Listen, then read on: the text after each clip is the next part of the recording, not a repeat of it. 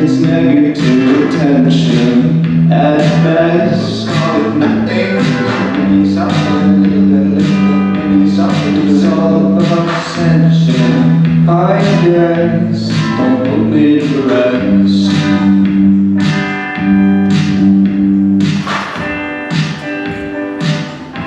On any clothes,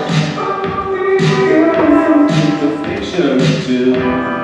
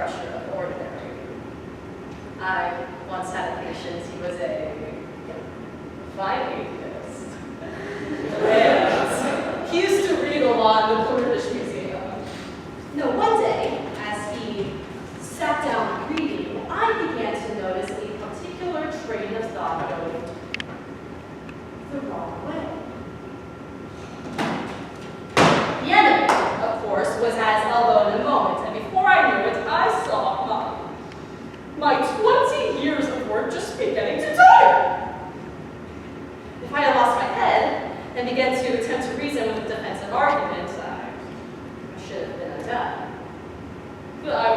such a fool. I struck instantly at the part of the man which I had best under my control, and suggested it was just about time for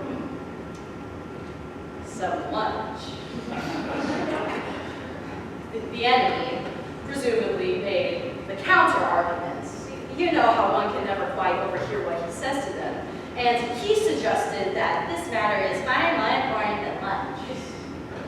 At least I think that's what he said. For when I had said, yes, quite, in fact, far too important to tackle at the end of the morning, the patient had brightened up considerably. And once I had added, yes, quite, in fact, you should come back to it after lunch with a fresh mind. The patient was already halfway out the door. Once he was in the street, the battle was won. I showed him a newsboy shouting a weekday paper, another 73 bus going past, and before he had reached the bottom of the steps, I had gone into him an unalterable conviction that whatever odd ideas just pop into a man's mind when he is shoved along reading his books, a healthy dose of real life, by which he meant the bus and the newsboy, was just enough to make him consider that all of that sort of thing just couldn't be true. And he knew he had a narrow escape. And in later years, he was very fond of talking about that inarticulate sense of actuality, in which is our ultimate safeguard against the aberrations of real logic.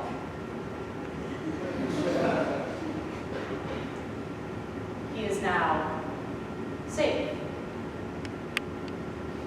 in our Father's house. You're starting to see my point. Thanks to processes in which we set up work in them centuries ago, they find it all but impossible to believe in the unfamiliar while the familiar is just before their eyes. Keep pressing home on it the ordinariness of things, and above all, do not attempt to use science. The real sciences as a defense against Christianity. They will positively encourage you to think of realities you can't touch or see. There have been sad cases among the modern physicists. But if he must dabble into science, I recommend you get him into sociology or economics. Just don't let him get away from that valuable real life. But the best method of all is to let him read no science, but to make him think that he just happens to know everything and that all he's picked up from casual talk and reading is just the results of a modern investigation. Do remember, you are there to fuddle. And by the way some of you young fiends talk, anyone would suppose it was our job to teach. Your affectionate aunt, Screwtape.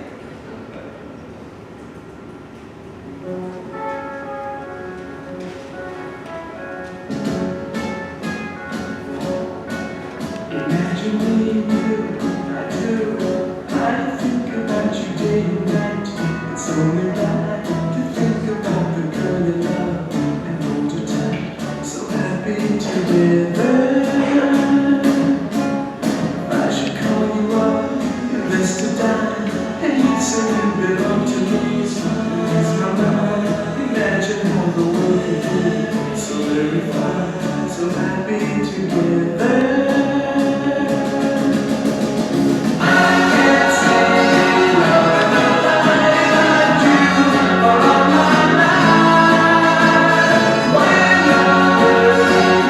Let's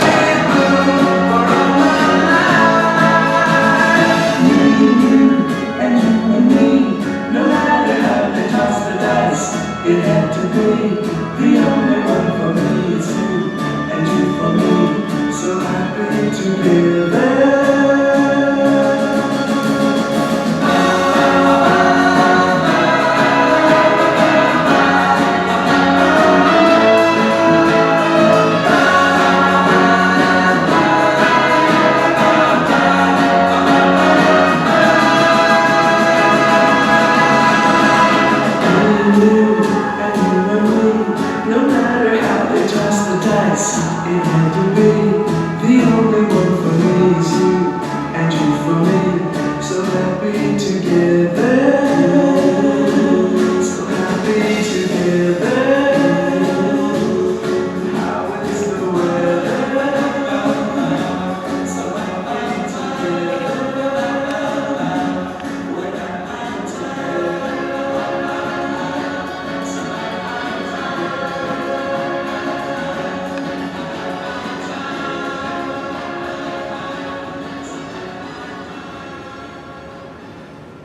My dear Wormwood, obviously, you are making excellent progress.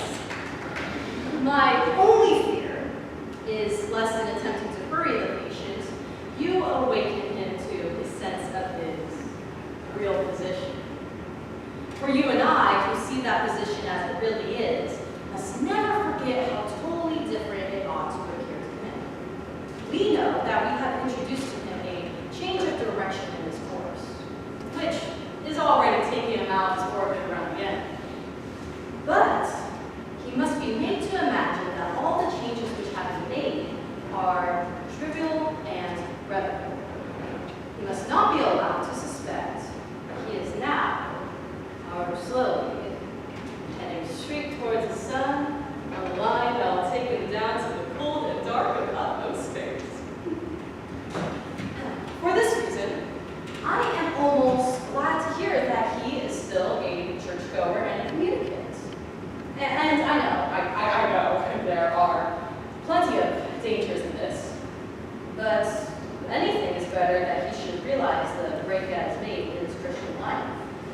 You know, as long as he retains externally habits of a Christian, he can be made to think of himself as one who has adopted a few new friends and acquaintances, but whose spiritual state is much the same as it was 6 weeks ago. And while he thinks that, we do not have to contend with the explicit repentance of a fully recognized definite sin, but instead with his vague, though uneasy feeling that he hasn't been doing very well with.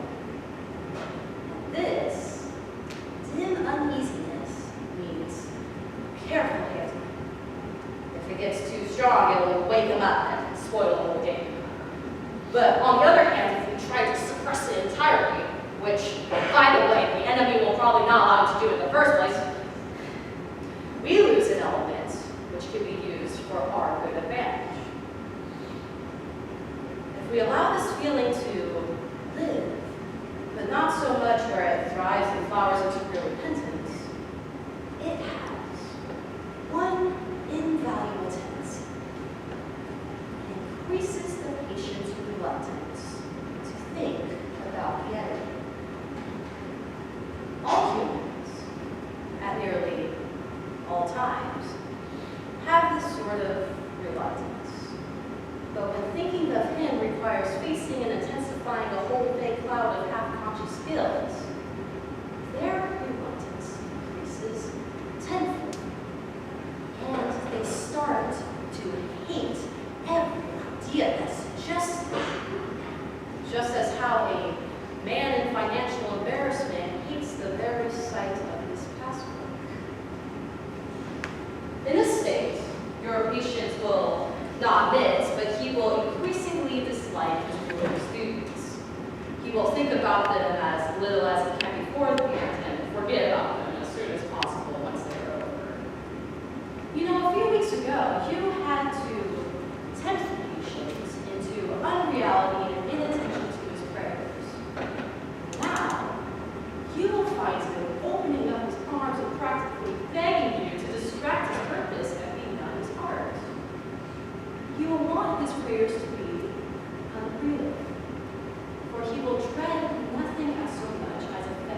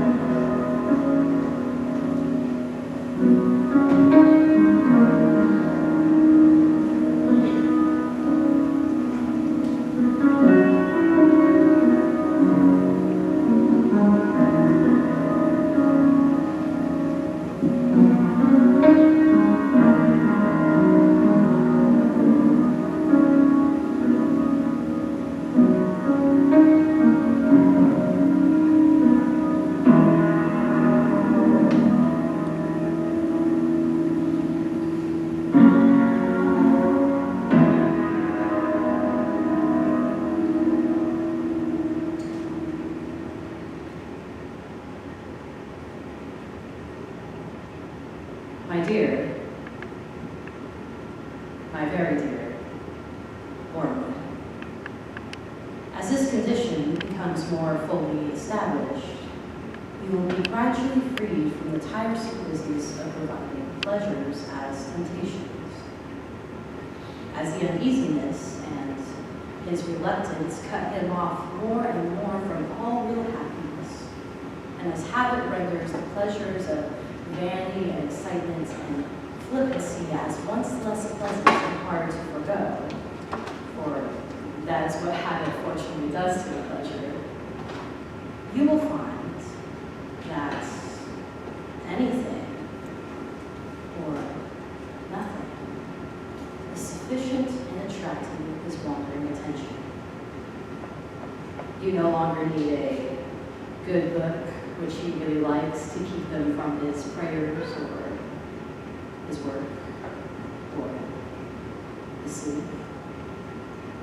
A column of advertisements in yesterday's paper will do. You can make him waste his time not only in conversation he enjoys with people who he likes, but in 26 conversations with those he cares nothing about on subjects that will okay. You can make him do nothing at all for long periods. You can keep him up late at night, not roistering, but staring at a dead fire in a cold room.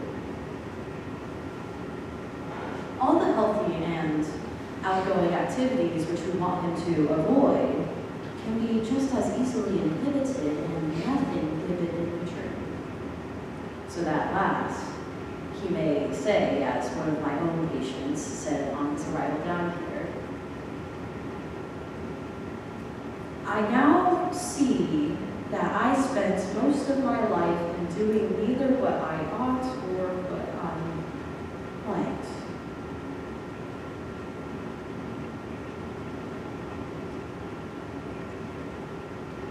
The Christians described the enemy as one without whom nothing is strong. And nothing is pretty strong. Strong enough to steal away a man's best years, not in sweet sins, but in the dreary flickering of the mind over it knows not what, nor knows not why. In the gratification of curiosity so feeble that man is only half aware of it. In the drumming of fingers, in the kicking of heels, in the whistling of tunes he does not know, or in the long, dim labyrinth of reveries which have not either lust or ambition to give them a relish, but which, once chance association has started them, the creature is too weak and fuddled to shake off.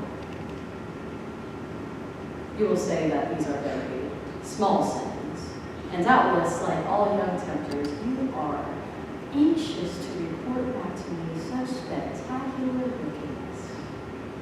But do remember, the only thing that matters is the extent to which you separate the man from the enemy. It does not matter how small the sins are, provided that their cumulative effect is to edge the man away from the light and out into nothing. Murder is no better than cards, if cards can do the trick.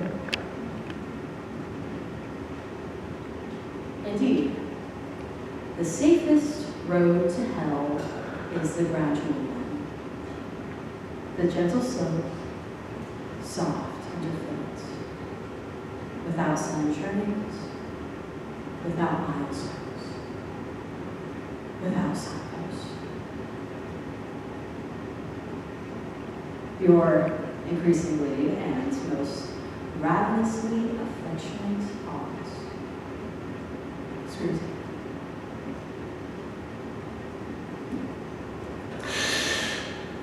Trying to be funny and stuck in a room. There isn't much more to say about it. Can one be funny when stuck in a room? Being in, trying to get something out of it. Try making faces. Try telling jokes, making little sounds. Oh, I was a kid who was stuck in his room. There isn't much more to say about it when you're a kid and you're stuck in your room. You'll do any old shit to get out of it. Try making faces. Try telling jokes, making little sounds. Well, look who's inside again. Red out to look for a reason to hide again. Well, buddy, you found it. Now come out with your hands up. We've got you surrounded.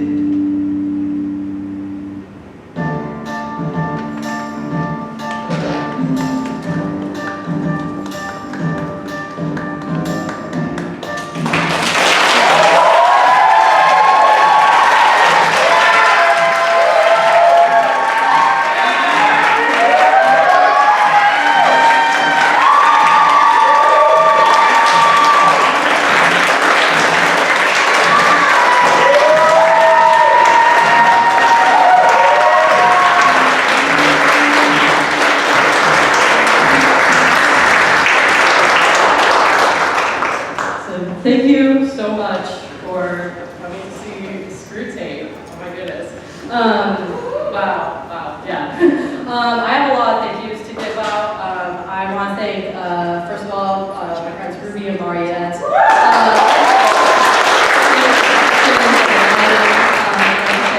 They're just both such wonderful absolutely right on this space. And of course, I want to thank the Tory Honors Program, this is the Tory Honors Project. I would like to thank Dr. Kim for allowing me to do